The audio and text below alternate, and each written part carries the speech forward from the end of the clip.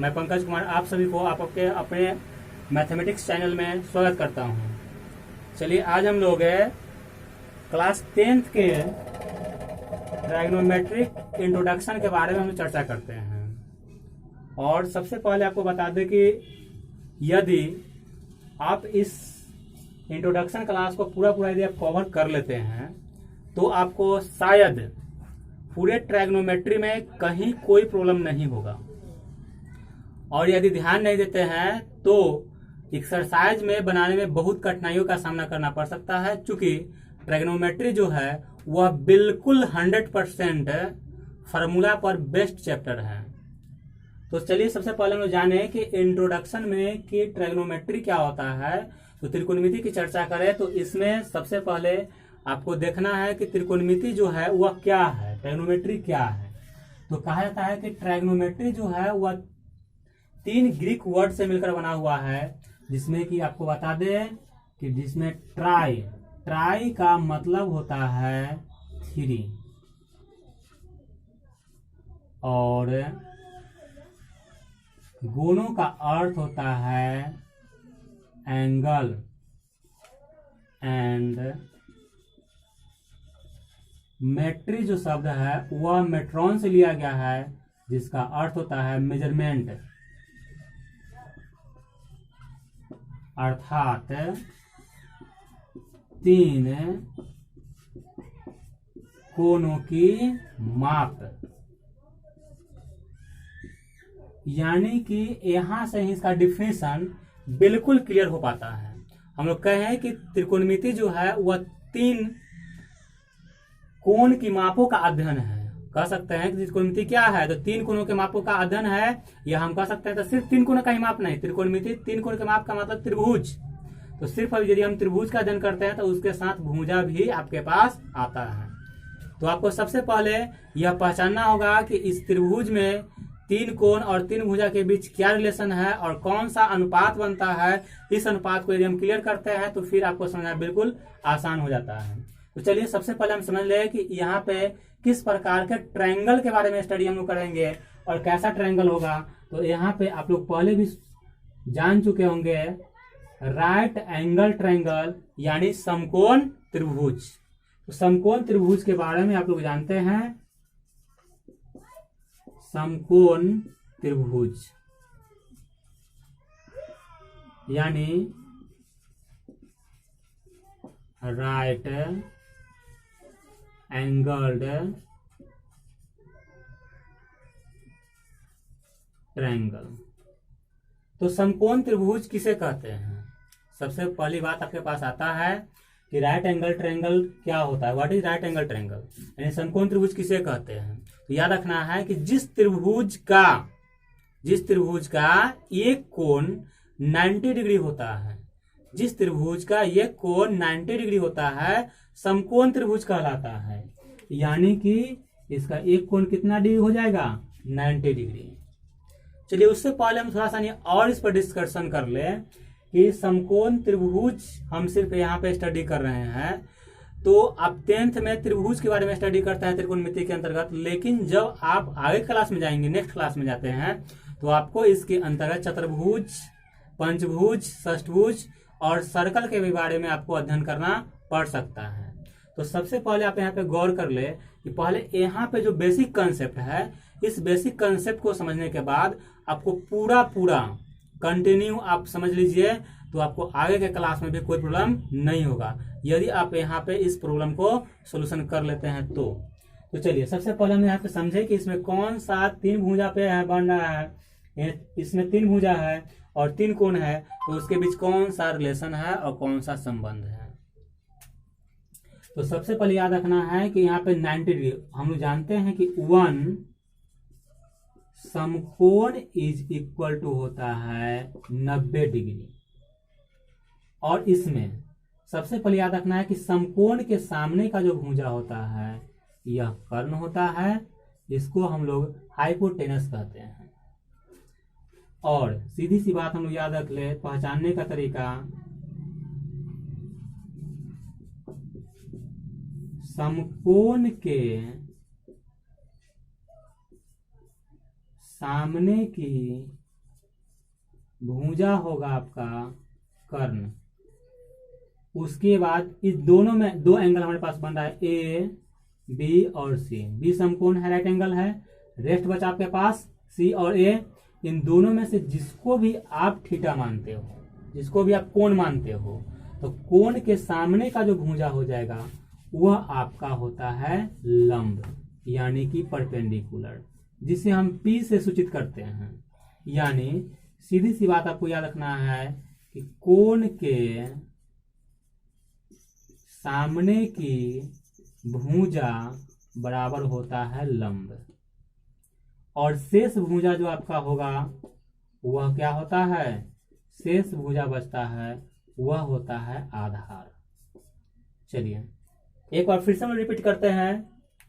One समकोण equal to 90 degree. यदि किसी ट्रायंगल में 90 डिग्री बन रहा है तो 90 डिग्री के जस्ट सामने का जो भुजा होगा वह कर्ण होगा। इसको हम इंडिकेट करते हैं हाइपोटेनस यानी एस से।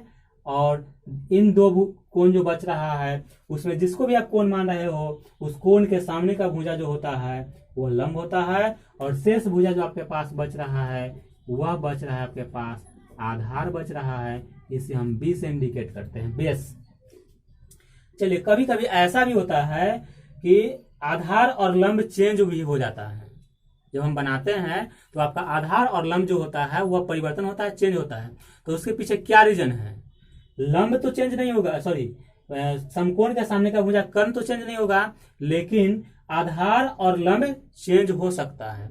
यदि आप यह एंगल इसको लेते हैं ए को, जिसको एंगल लेंगे उसके एंगल का सामने का भुजा जो हो जाएगा वह लंब हो जाएगा। यानी कि जब आप एंगल ए को मानते हैं तो भुजा जो होगा यानी कि जो बीसी होगा वह आपका लंब हो जाएगा। और यदि आप तो शेष भुजा फिर क्या हो जाएगा, ए बी हो जाएगा। तो ए बी आपका क्या हो जाता है, आधार हो जाता है।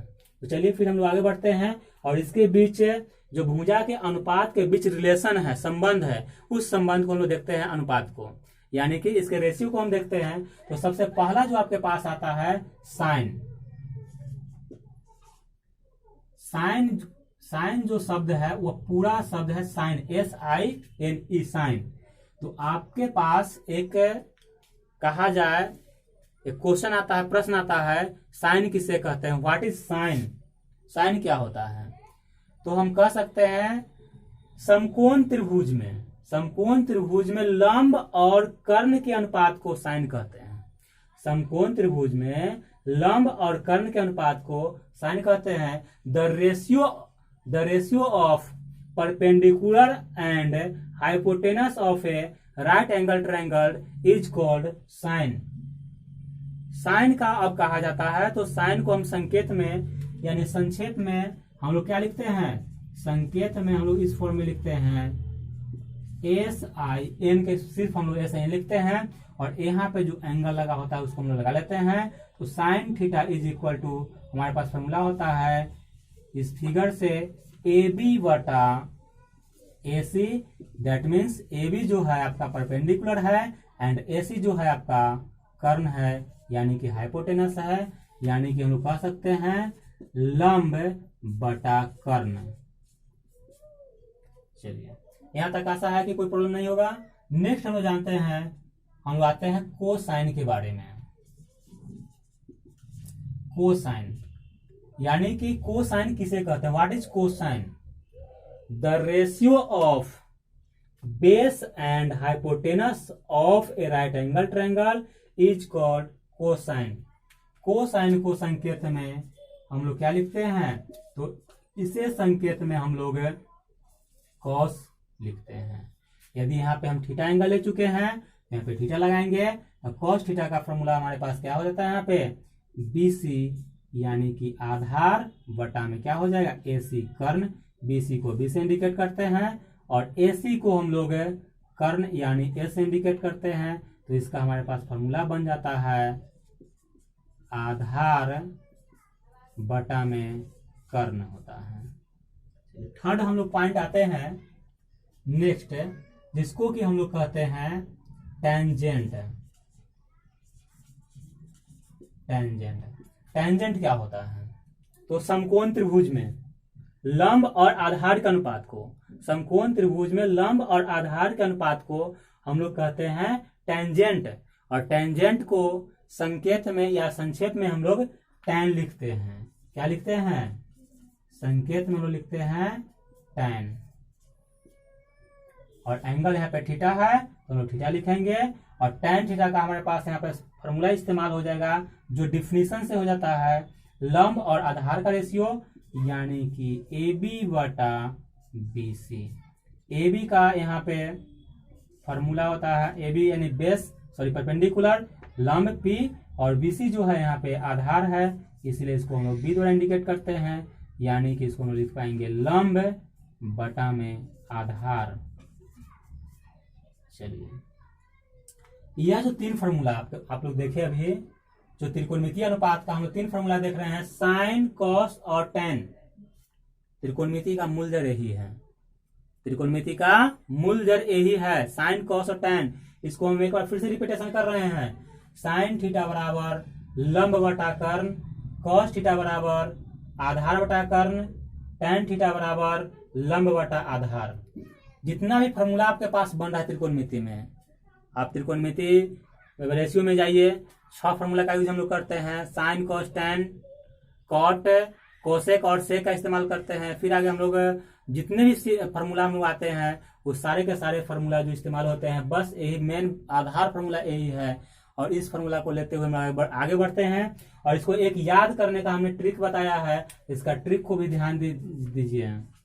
ट्रिक क्या है उसको याद रखना है। जैसे में आप किसी भी शब्द को याद करते हैं, जनरली याद करते हैं, आपको भूलना एकदम तय रहता है। अभी याद करेंगे, शाम होते होते निकल जाएगा। लेकिन याद करने का तरीका क्या है? आप कुछ नहीं करना, याद करने का तरीका बिल्कुल इजी हम बना चुके हैं। बस 3 शब्द आप सुन चुके हैं, साइन थीटा, कॉस थीटा और टेन थीटा। बस लाइन दोनों लाइन खींच दीजिए, कुछ नहीं करना है। पंडित, बद्री, प्रसाद, हर बोल। P for Pandit, B for Badri, P for Prasad, H for her, B for बोल।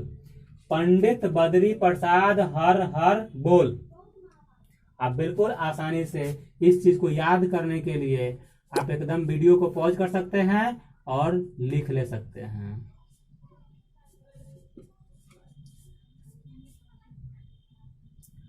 सॉरी,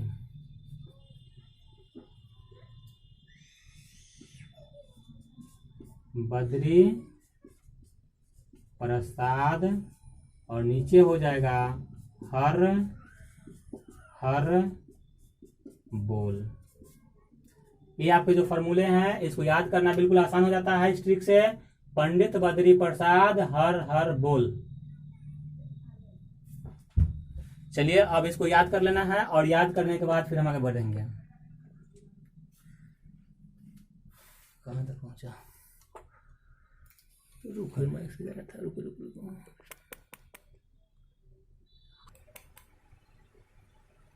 चलिए हम लोग अब देखते हैं कि हमारे पास जो ट्राइगोनोमेट्रिक रेशियो का जो फॉर्मूला क्या है उसको जरा हम लोग ध्यान देते हैं।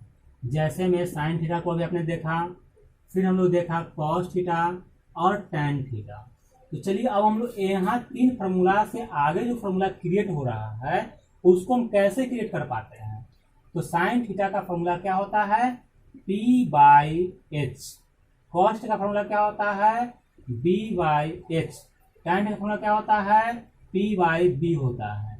तो अब हम लोग यहाँ पे देखें कि साइन का जस्ट उल्टा जो होता है वह कोसेक होता है, कोसेक थीटा। इस जब अपोजिट होता है तो इसका एंगल यानी साइड का यानी भुजा का जो रेशियो होता है वह भी उलट जाता है, यानी कि H/P होता है। कॉस का जो उल्टा होता है वह सेक थीटा होता है, यानी कि H/B के फॉर्म में आता है।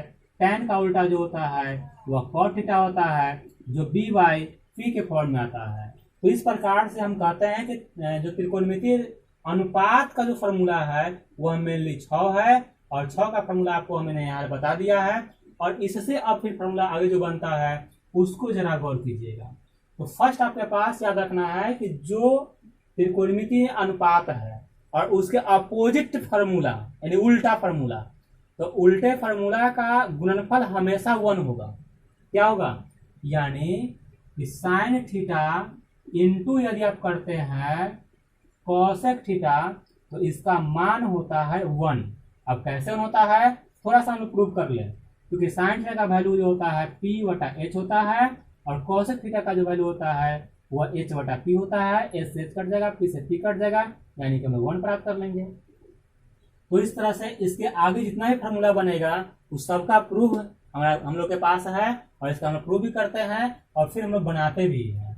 चलिए नेक्स्ट हम आते हैं। अब इससे अब एक फॉर्मूला यहाँ पे बना, इससे अगला फॉर्मूला आपके पास क्या बनता है तो आप कभी इस्तेमाल करने के लिए फॉर्म में आएगा तो साइन इक्वल टू 1/कोसेक थीटा भी इस्तेमाल कर सकते हैं, या आप cosec theta is equal to 1/साइन थीटा के रूप में भी इस्तेमाल कर सकते हैं। अब यहाँ पे 3 फॉर्मूला आपके पास आ रहा है। Sine theta is equal to 1/कोसेक थीटा और cosec theta is equal to 1/साइन थीटा। तो इसका हम लोग इसलिए इस्तेमाल करते हैं कहीं यदि साइन को कोसेक में चेंज करना है तो 1/कोसेक के फॉर्म में यूज करेंगे, यदि कोसेक को साइन में यूज करना है तो 1/साइन के फॉर्म में इसका हम लोग इस्तेमाल करते हैं। अगले फॉर्मूला हमारे पास बनता है साइन के बाद कोसेक है तो उसके बाद हम फिर लेते हैं कॉस थीटा। तो cos theta into sec theta तो क्या हो जाएगा 1। अब इससे जब आगे फॉर्मूला बनता है तो cos theta is equal to 1/सेक थीटा का फॉर्म में आएगा, और फिर यदि हम लेते हैं sec theta is equal to 1/कॉस थीटा का फॉर्म में आता है। चलिए नेक्स्ट हम आते हैं, फिर हम लेते हैं tan थीटा। तो tan का अपोजिट होता है cot थीटा इक्वल टू 1 हो जाएगा। अब हम लोग यहाँ पे लिखते हैं tan theta is equal to 1/cot theta, या cot थीटा को लिखेंगे तो 1/tan थीटा के फॉर्म में इसका हम इस्तेमाल कर सकते हैं। तो चलिए अब इतना आपका मेन बेसिक कंसेप्ट हो गया त्रिकोणमिति के लिए, और इसके बाद आपका क्लास 10th का फर्स्ट एक्सरसाइज बनाना आपके लिए आसान हो जाएगा। और फिर हम लोग मिलेंगे अगले वीडियो में, तब तक के लिए बाय।